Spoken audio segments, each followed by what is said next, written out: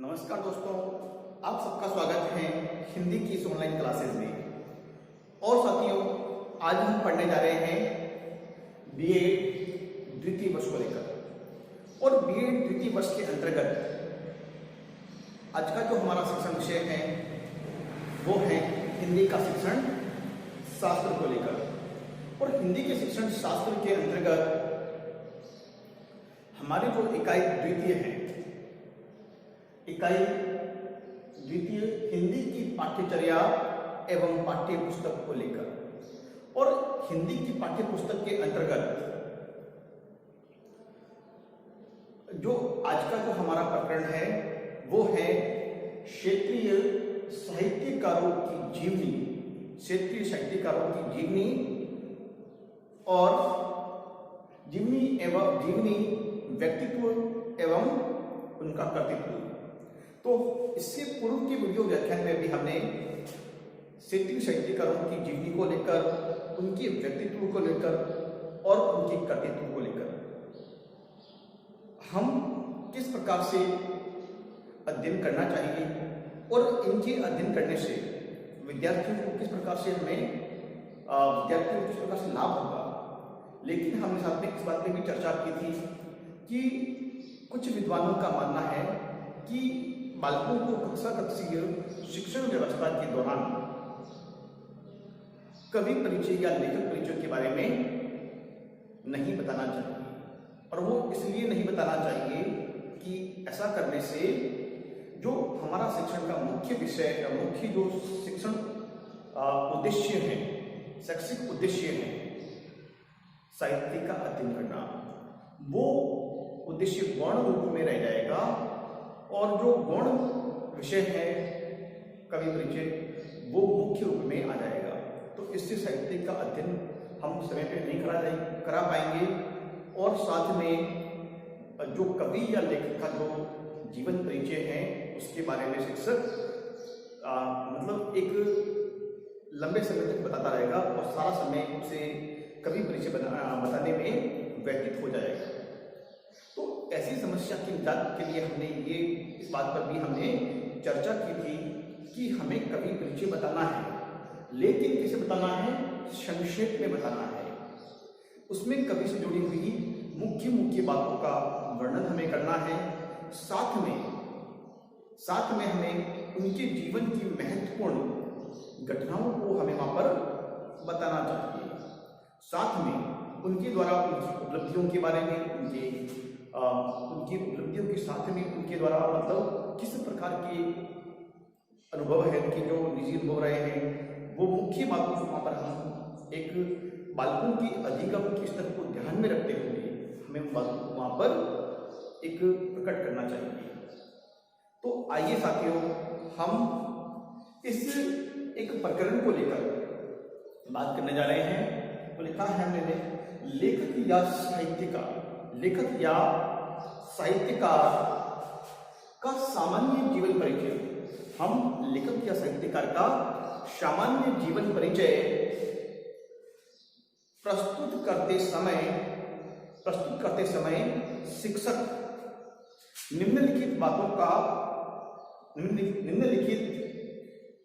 निम्नलिखित क्रम और बिंदुओं का ध्यान में रखना चाहिए। तो हम ऐसे कौन से क्रम एवं बिंदुओं को ध्यान में रखें जिनसे एक संक्षेप में कवि परिचय हमारे सामने आ जाए और जिससे बालकों को भी सीखने का अवसर प्राप्त हो। तो साथियों, सबसे पहले हम अध्ययन करेंगे उसकी जन्म स्थान के बारे में। जन्म स्थान के बारे में सबसे पहले हमारे सामने है जन्म स्थान। साथियों, जन्म स्थान को लेकर मैं बताना चाहूंगा, यदि किसी कवि का परिचय दिया जा रहा है सबसे पहले उसके जन्म स्थान के बारे में बताया जाए। जैसे मान लीजिए हम कबीर के बारे में बात कर रहे हैं, तो कबीर का जन्म जैसे 1398 में होता है। 1398 ईस्वी में साक्ष्यों के अनुसार माना जाता है और जो प्रमाणिक स्रोतों एवं ग्रंथों के आधार पर उनका जो सिकंदर लोदी के समकालीन थे, तो उस वक्त मान लीजिए 1398 ईस्वी में उनका जन्म होता है, और विक्रमी संवत गिने तो 1575 में तब उनका जन्म होता है। और उनका जो जन्म होता है वो होता है लहर तारा। लहर तारा तालाब के किनारे, लहर तारा नाम का गाँव होता है, उसमें तालाब के किनारे वो एक जुलाही दंपति को मिलते हैं, जैसे कि बताया रहा हूँ मैं। तो वो समय 1398 का था, लहर तारा तालाब था, तो उत्तर प्रदेश के मतलब जगह के पास में पड़ता है। ठीक उसी प्रकार से हम बात करते हैं महादेवी वर्मा के बारे में। महादेवी वर्मा का जन्म 1907 में होता है ईस्वी में। 1907 ईस्वी में फर्रुखाबाद में होता है, उत्तर प्रदेश के इलाहाबाद के पास पड़ती है जगह। ठीक उसी प्रकार से प्रेमचंद का जन्म भी जन्म स्थान में जो हम बात करते हैं तो उनका जन्म भी मतलब उत्तर प्रदेश के पास में लभीर गांव में होता है। तो उनके जन्म स्थान के बारे में हमें बताना जरूरी है। ठीक उसी प्रकार तुलसीदास की बात करते हैं। तुलसीदास का जो जन्म स्थान है, तुलसीदास का जन्म स्थान जो है वो भी उत्तर प्रदेश के पास में पड़ता है। उत्तर प्रदेश में राजापुर गांव है, वहाँ पर तुलसीदास जी का जन्म होता है। ठीक मीराबाई का जन्म स्थान है मुक्ति काल के, तो उनका जन्म 1498 में होता है, और वो होता है मेड़ता में, मेड़ता के कुर्की ग्राम में होता है। तो ये बातें बहुत सारे कवियों के जन्म स्थान हैं, इसमें से हमें सबसे पहले हमें क्या करना है उसकी जन्म स्थान के बारे में। ठीक है साथियों, तो जन्म स्थान के बाद जो हम अगला जो उसका अध्ययन करने जा रहे हैं वो है जन्म एवं मृत्यु को लेकर। जन्म एवं मृत्यु। साथियों ये बिंदु भी बहुत ही महत्वपूर्ण है, क्योंकि कवि का जन्म स्थान तो आप बता रहे हो, लेकिन जन्म कब हुआ था उसके बारे में भी हमें बताना पड़ेगा। तो कवि का जन्म स्थान के साथ में उनकी मृत्यु के बारे में भी हमें बताना पड़ेगा। तो कवि जैसे मान लीजिए कि आप किसी कवि का बता रहे हैं तो उनकी जन्म के साथ उनका मृत्यु का वर्णन भी वहां पर हमें कर देना चाहिए। ठीक उसी प्रकार से जो अगला बिंदु हमारे समक्ष है वो है पारिवारिक परिचय। पारिवारिक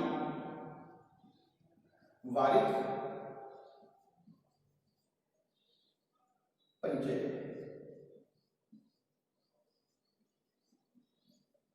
पारिवारिक परिचय, पारिवारिक परिचय के बारे में साथियों अध्ययन करना बहुत जरूरी है।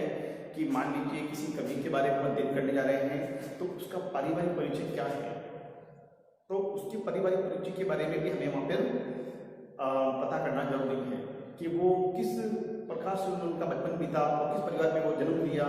जैसे हम बात करते हैं भारतेंदु हरिश्चंद्र की, तो भारतेंदु हरिश्चंद्र का जन्म 1850 में होता है, और वो मतलब भारतेंदु हरिश्चंद्र एक इनके पिताजी जो सेठ गिरधरदास थे वो भी अपने जमाने के बहुत जाने माने कवि थे। और सेठ गिरधरदास की जो हम गिरधर की जो कुंडिया हिंदी में पढ़ते हैं, तो गिरधर की कुंडिया हिंदी में बहुत ही ज़्यादा मतलब एक सम्मान पूर्वक उनका नाम लिया जाता है। तो एक साहित्यिक परिवार में उनका जन्म हुआ, और भारतेंदु किस प्रकार साहित्यों का ज्ञान करते हुए और उन्होंने हिंदी गद्य के आधुनिक विकास को आगे बढ़ाया, और उस परंपरा को आगे बढ़ाते हुए भारतेंदु मंडल की स्थापना करते हैं। तो उनके जन्म मृत्यु से उनकी पारिवारिक परिचय के बारे में दिया। तो इस तरह से हम मान लीजिए 1850 में तो उनकी तो इस तरह से भारतेंदु मंडल की स्थापना हम मान लेते हैं कि 1900 हाँ सही है, तो 1918 के आसपास जैसे छायावाद शुरू होता है 18 से लेकर 36 तक, तो उसमें उन कवियों के बारे में सबसे बड़ा उनका जीवन परिचय सब कुछ वहां पर दिया गया है। तो आगे बढ़ते हैं, अगला जो बिंदु हम उसका चर्चा करेंगे वो चर्चा है उनकी शिक्षा दीक्षा के बारे में। शिक्षा दीक्षा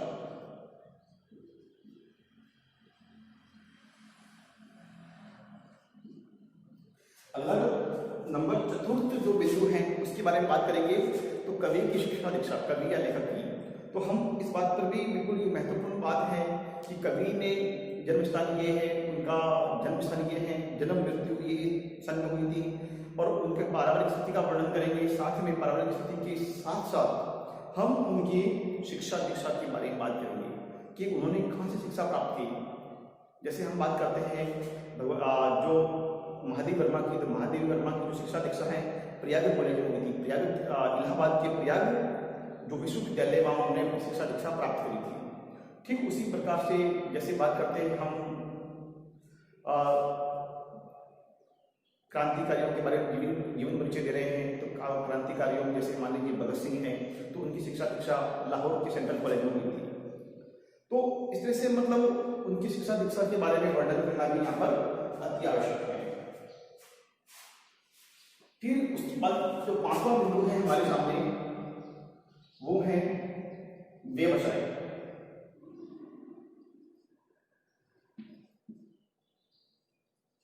व्यवसाय कि उन्होंने पहले क्या व्यवसाय किया कि वो मतलब लेखन के साथ साथ में किस तरह के व्यवसाय से मतलब वो जुड़े हुए थे, या उनकी आर्थिक स्थिति किस व्यवसाय पर निर्भर करती थी, तो उसका भी संक्षेप में परिचय देना अति आवश्यक है। जैसे बात करते हैं जयशंकर प्रसाद की, तो जयशंकर प्रसाद उनका परिवार, उनका जन्म एक सुमनी साहू परिवार में हुआ था। तो जयशंकर प्रसाद का जन्म सुमनी साहू परिवार में हुआ था, जहाँ तो उन्होंने वो सबसे पहले उन्होंने मतलब लेखन कला के साथ साथ में उन्होंने मतलब एक हलवाई के रूप में भी, एक पान बेचने वाले के तौर पर भी, तंबोली के रूप में भी उन्होंने अपना कार्य किया, व्यवसाय किया। साथ में उन्होंने अपने लेखन को एक अपने रुचि के लिए, एक अपने उनके शौक के लिए, साथ में उन्होंने अपने मतलब एक अपनी रुचि के कारण उन्होंने साहित्य की ओर प्रवृत्त हुए। उन्होंने साहित्य को लिखा और एक उच्च स्तरीय साहित्य की रचना उन्होंने किया, और समाज में उच्च साहित्य का सृजन करके भारतीय समाज को उन्होंने प्रदान किया। ठीक उसके बाद अगला बिंदु हमारे सामने है जीवन की प्रमुख घटनाएं। जीवन की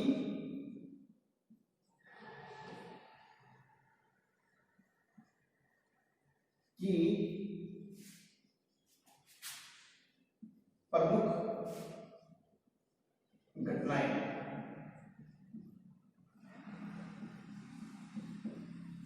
जीवन की प्रमुख घटनाएं। अब साथियों, मैंने पहले भी कहा हम संक्षेप में वर्णन करने जा रहे हैं।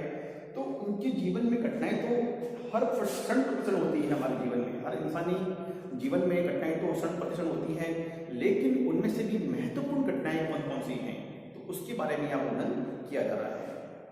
तो उन कवियों की महत्वपूर्ण घटनाओं को लेकर यहाँ वर्णन हमें अवश्य करना चाहिए।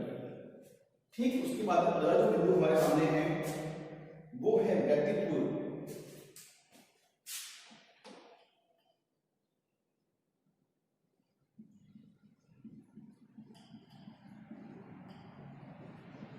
साथियों, ये बिंदु बहुत ही महत्वपूर्ण है। कभी भी किसी कवि का, लेखक का जब समाज में उसकी रचनाएं, उसकी कृतित्व को जब सम्मान मिलता है और उसकी ख्याति पूरे समाज में फैलती है, पूरे प्रदेश में फैलती है, तो उस व्यक्ति का व्यक्तित्व किस प्रकार का है, उसका व्यक्तित्व निखर कर सामने आता है। तो उसका व्यक्तित्व किस प्रकार है, जैसे मान लीजिए हम बात करते हैं प्रेमचंद की, तो उनका व्यक्तित्व यथार्थवाद को लेकर ज्यादा निकलता है। तो उन्होंने किसान, गरीब, मजदूर एवं दलित एवं महिलाओं को लेकर उनकी स्थिति को बाद में बताया। तो उनका व्यक्तित्व एक उदारता वाला व्यक्तित्व, एक मानववादी दृष्टिकोण वहां पर झलकता है। तो आपने देखा कि उस हर कवि का अपना अपना व्यक्तित्व होता है, तो उसकी जो रचनाओं में उनका व्यक्तित्व कैसा है। आप ठीक उसी प्रकार से बात करते हैं हम कबीर के बारे में, तो कबीर ने हिंदू मुस्लिम के बारे में, हिंदू धर्म के बारे में, मुस्लिम धर्म के बारे में, साथ में सिखों के धर्म के बारे में, साथ में उन्होंने सिखों के धर्म के साथ साथ उन्होंने मतलब ये साथ में सभी धर्मों के बारे में उन्होंने मतलब उस वक्त जो उनकी समकालीन धर्म अस्तित्व में थे उन सब पर उन्होंने मतलब अंधविश्वासों एवं रूढ़ियों पर शिकंजा कसने का प्रयास किया है। और कवि बाद में है, लेकिन समाज सुधारक पहले हैं। तो उनकी समाज सुधारक का जो व्यक्तित्व है वो निखर कर सामने आता है उनकी रचनाओं में। तो साथियों अगला बिंदु हमारे सामने है वो है कर्तृत्व। व्यक्तित्व के साथ में आता है विभाग के बाद आता है कर्तृत्व।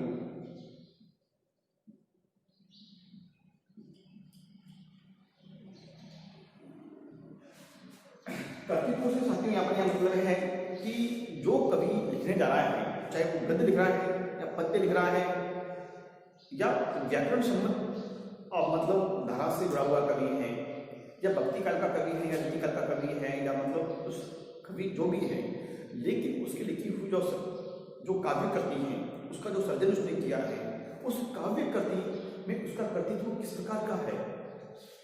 मतलब कर्तृत्व की बात कर रहे हैं तो अपने आराध्य ईश्वर को ध्यान में रखकर उसने उस कृति को लिखा है, उस काव्य का सर्जन किया है, या अपने आश्रयदाता जो अपने राजा महाराजाओं के आश्रय में कवि लिखते थे, रीति काल के कवि लिखते थे जिसे, तो उस तरह से उसने काव्य सर्जन किया है, उसी कृति उस प्रकार की है।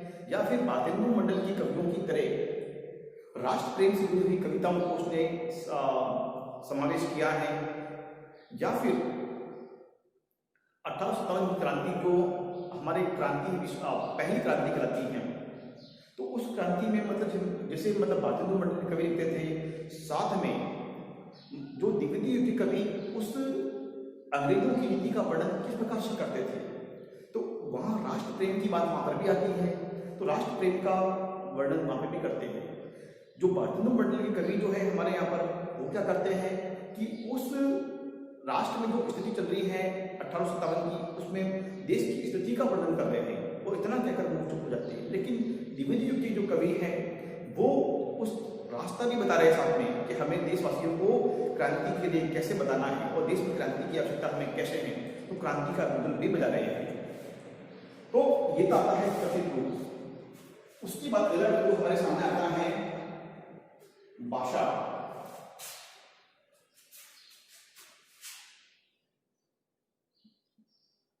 वो है भाषा। अब साथियों उसमें भाषा को लेकर हमने अपने काव्य सर्जन में किस प्रकार की भाषा का उपयोग किया है, वो भाषा संस्कृत निष्ठ है या फिर उर्दू एवं फारसी का जो तालमेल बैठाए हुए हैं, या वर्तमान में जो विदेशी भाषाओं का जो खिचड़ी भाषा का जो प्रयोग है उस तरह की भाषा है, या ब्रिज भाषा से मिश्रित प्रभाव है, या हमारे अन्य कोई क्षेत्रीय भाषा का उस पर प्रभाव है कवि पर। तो भाषा शैली का और भाषा की जो रोचकता किस तरह से है, व्याकरण सम्मत है या नहीं है, या भाषा का उसमें एक प्रभाव किस तरह से कवि ने वहां पेश करने की जरूरत महसूस की है। उसकी बात जो बिंदु है हमारे सामने वो है शैली को लेकर। अब शैली को लेकर साथियों मैं कहना चाहूंगा कि शैली आपकी लेखन की शैली किस प्रकार से है। आप गद्य या पद्य लिखने जा रहे हैं तो आप किस शैली का किस तरीके का उपयोग कर रहे हैं, शैली का तरीका होता है। तो उसमें व्यंग्य शैली काम में ले रहे हैं कि आक्रामक शैली का, उसमें आप संवाद शैली काम में ले रहे हैं या मतलब निबंध शैली काम में ले रहे हैं, या किस तरह की शैली को आप वहां पर अपना रहे हैं। तो शैली आपकी कैसी रहती है। और अगला जो बिंदु है वो है अंतिम 11वां है साहित्य में स्थान। साहित्य में स्थान। अब साहित्य में स्थान ऐसा है कि जिस कवि के बारे में हम पूरा परिचय कर रहे हैं या इन 10-11 बिंदु को हम ले रहे हैं, तो उस कवि का साहित्य के क्षेत्र में या साहित्य के क्षेत्र में उनका स्थान किस प्रकार से है, साहित्य में उनका स्थान कैसा है, उसका वर्णन भी हम यहाँ पर करेंगे। या तत्कालीन समाज में उस वक्त उनका स्थान कैसा था, इसका भी वर्णन हम वहां पर करेंगे। तो साथियों आज के लिए इतना ही, फिर मिलेंगे हम अगले वीडियो व्याख्यान में। तब तक के लिए बहुत बहुत धन्यवाद। जय हिंद, जय भारत।